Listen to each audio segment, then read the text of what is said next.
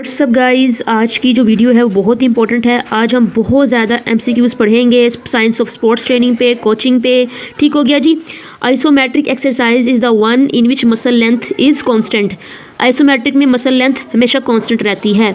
साइबक्स machine is based on the principle of, जो Cybex machine होती है ये जिस प्रिंसिपल के ऊपर बेस करती है वो है आइसोकाइनेटिक कंट्रैक्शन। ठीक हो गया। उसके बाद है isokinetic method of training was introduced by J Perrine ने आइसोकाइनेटिक मेथड ऑफ ट्रेनिंग को इंट्रोड्यूस किया था। किसने किया था? जे प्राइन ने किया था। ठीक हो गया। उसके बाद है पुशिंग अगेंस्ट द स्टेशनरी वाल इज़ एन एग्जाम्पल ऑफ, जब आप किसी भी स्टेशनरी वाल के पास खड़े होकर उसको पुश करते हो तो वो आइसोमेट्रिक एक्सरसाइज की एग्जांपल है। क्योंकि आइसोमेट्रिक एक्सरसाइज में होता कुछ यूँ है कि आपकी बॉडी का साइज़ जो है, आप कोई भी काम कर रहे हो तो आपकी जो मसल का साइज़ है वो सेम रहता है। तो वाल को जब पुश करते हो तो मसल साइज़ तो सेम रहता है, इसेंट्रिक या कॉन्सेंट्रिक तो नहीं होता ना। उसके बाद है सुपर कंपेंसेशन मीन्स, अगर कोई कहता है कि सुपर कंपनसेशन का मतलब क्या है तो आपने कहना है अडेप्टेशन टू लोड। इसका मतलब है अडेप्टेशन टू लोड किसका? सुपर कंपनसेशन का। उसके बाद है stadiometer is use to measure height है। ठीक हो गया। आई थिंक यहाँ पे स्टेडियोमीटर होगा। Stadiometer is use to measure height है। उसके बाद है fartlek training is used best to develop endurance है। जो होती है ना फार्टलेक ट्रेनिंग, वो सबसे बेस्ट है जिस चीज़ के लिए वो है endurance. Adaptation to training load at high altitude is known as, जब भी आप हाई ट्रेनिंग करते हो हाई एल्टीट्यूड पे जाके तो उसका मतलब होता है कि आप एक्लाइमेटाइजेशन जो है वो करना चाहते हो। ठीक हो गया। और ये क्या कहलाती है? एक्लाइमेटाइजेशन। अगर आप ट्रेनिंग करते हो बड़े ही हाई एल्टीट्यूड पे जाके, यानी ऊंचाई पे जाके ट्रेनिंग करते हो। उसके बाद है aerobic fitness is best achieved through, ये जो एरोबिक फिटनेस होती है इसको बेस्ट अचीव किया जा सकता है। यहाँ पे जो हमारे पास ऑप्शन है वो स्विमिंग और सर्किट ट्रेनिंग और इसके अलावा शॉर्ट स्प्रिंट्स हैं और लॉन्ग डिस्टेंस रनिंग है। उसने कहा है कि जो लॉन्ग डिस्टेंस रनिंग है वो बेस्ट मेथड है एंडोरेंस को डेवलप करने का। उसके बाद the progression method can equally be used in teaching the activities except, ये जो प्रोग्रेशन मेथड होता है ये बड़ा ही इंपॉर्टेंट है स्वाय मास फिजिकल ट्रेनिंग के अलावा। अगर आप हमर थ्रो सिखाना चाहते हो, डांस सिखाना चाहते हो, पोल वाल्ट सिखाना चाहते हो तो इनमें ये प्रोग्रेशन मेथड बहुत इक्वली यूज़ होता है। लेकिन जो मास फिजिकल ट्रेनिंग है उसके अंदर ये इस तरह से यूज़ नहीं होता जिस तरह हमर थ्रो में, डांस में या पोल वाल्ट में प्रोग्रेशन मेथड यूज़ होता है। ठीक हो गया। क्योंकि ये मास फिजिकल ट्रेनिंग जो है ये ज़्यादा जो है मुश्किल और ज़्यादा कॉम्प्लिकेटेड है। उसके बाद है fartlek training was first devised and adopted. जो फार्टलेक ट्रेनिंग है वो सबसे पहले स्वीडन ने इसको इंट्रोड्यूस कराया था और इसको अडोप्ट किया था फार्टलेक ट्रेनिंग को। किसने? स्वीडन ने। ठीक हो गया। The basic principle of fartlek training क्या है?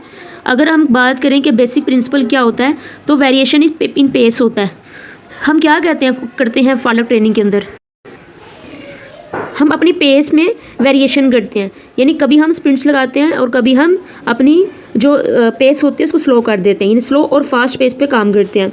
Speed play is also known as fartlek training. अगर कोई आपसे पूछे कि स्पीड प्ले को क्या कहते हैं तो आपने कहना है कि इसको फार्टलेक ट्रेनिंग भी कहते हैं। The best season for doing fartlek training होता है वो ऑफ सीजन होता है। ठीक हो गया। Interval training is good for, जो इंटरवल ट्रेनिंग होती है वो सबसे अच्छी है मिड सीज़न में। पहले उसने बताया कि जो फार्टलेक ट्रेनिंग होती है वो अच्छी होती है ऑफ सीज़न में और जो इंटरवल ट्रेनिंग होती है वो अच्छी होती है मिड सीज़न में। ठीक हो गया। जो इंटरवल ट्रेनिंग है वो है अच्छी मिड सीज़न के लिए। उसके बाद है fartlek training is given for improving endurance है।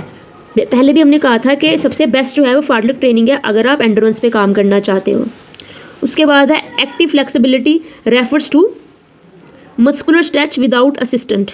ये जो एक्टिव फ्लेक्सिबिलिटी होती है ये क्या होती है कि जब आप अपने मसल को स्ट्रेच करते हो विदाउट एनी असिस्टेंस के तो हम इसे कहते हैं एक्टिव फ्लेक्सिबिलिटी। लेकिन अगर कोई आपसे कहे कि व्हाट इज़ पैसिव फ्लेक्सिबिलिटी, उसमें हम क्या करते हैं?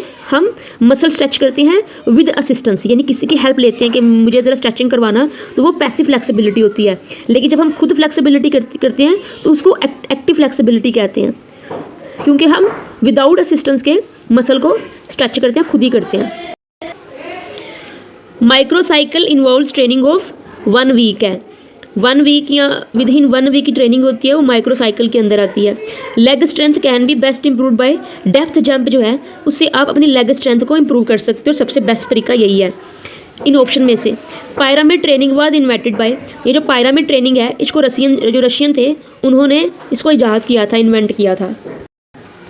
Who invented circuit training, Morgan and Anderson ने सर्किट ट्रेनिंग को इन्वेंट किया था। किसने किया था? मॉर्गन एंड एंडरसन ने सर्किट ट्रेनिंग को इन्वेंट किया था या इंट्रोड्यूस करवाया था। Who among the following introduce the isokinetic method training for the development strength है। जहाँ भी आइसोकाइनेटिक मैथड आएगा ताकि स्ट्रेंथ को डेवलप किया जाए तो उस आइसोकाइनेटिक मैथड को जे प्राइन ने इंट्रोड्यूस कराया था। ठीक हो गया। Long term exercise programme made up of different activities and sport for developing all round fitness is known as, वो कहता है कि लॉन्ग टर्म एक्सरसाइज प्रोग्राम है जिसके अंदर डिफरेंट एक्टिविटीज़ हैं और जिसका जो मकसद है वो है ऑल राउंड फिटनेस को डेवलप करना। तीन बातें हैं, एक तो लॉन्ग टर्म एक्सरसाइज प्रोग्राम है, दूसरा ये है कि उसके अंदर डिफरेंट एक्टिविटीज़ हैं और तीसरा पर्पस ये है कि हमने ऑल राउंड फिटनेस को डेवलप करना है। इसके लिए सबसे बेस्ट प्रोग्राम जो है आपके साथ बड़े ही इम्पोर्टेंट शेयर की एमसीक्यूज। अगर आप चैनल पे न्यू हैं चैनल को सब्सक्राइब आपने जरूर करना है और अगर आपको वीडियो अच्छी लगी है तो आपने वीडियो को लाइक भी करना है। In a precise manner is called. Subscribe कीजिएगा। कोई भी बंदा जो है अगर अपने डायरेक्शन को चेंज कर सकता है जल्दी के साथ और उसका बैलेंस भी ख़राब नहीं होता, तो ये जो एबिलिटी होती है कि अपनी डायरेक्शन को चेंज करने की रैपिडली और पोजीशन को चेंज करने की, वो एजिलिटी कहलाती है। ठीक हो गया। The height of the backboard of hockey goalies, यहाँ ब्लैक बोर्ड लिखा है लेकिन बैकबोर्ड होता है। The height of backboard of hockey goalies, वो 18 इंच होती है उसकी हाइट। ठीक हो गया, जो हॉकी के अंदर बैकबोर्ड लगा होता है। फॉर एग्जाम्पल जो हॉकी का गोल पोस्ट होता है उसके नीचे एक बैक बोर्ड लगा होता है, वो 18 इंच उसकी हाइट होती है। To take penalty stroke in hockey any skill can be used except है। अगर आप पेनल्टी स्ट्रोक कर रहे हो हॉकी के अंदर तो आप पुश भी कर सकते हो, फ्लिक भी कर सकते हो और स्कूप भी कर, हिट करना अलाउ नहीं होता पेनल्टी स्ट्रोक जब आप लगाते हो हॉकी में। उसके बाद है in soccer the penalty kick spot is mark at a distance of 12 yard. Soccer के अंदर जब ये गोल पोस्ट से जो पेनल्टी स्ट्रोक का निशान होता है वो 12 यार्ड के फासले पे होता है और अगर हम मीटर में बात करें तो 11 मीटर के फासले पे। इन hockey the corner hit is taken, जो कॉर्नर हिट होती है हॉकी में वो साइड लाइन से टेकन की जाती है। Round robin is a name given to league type composition को राउंड रोबिन कहते हैं। किसको? लीग टाइप कंपोजिशन को।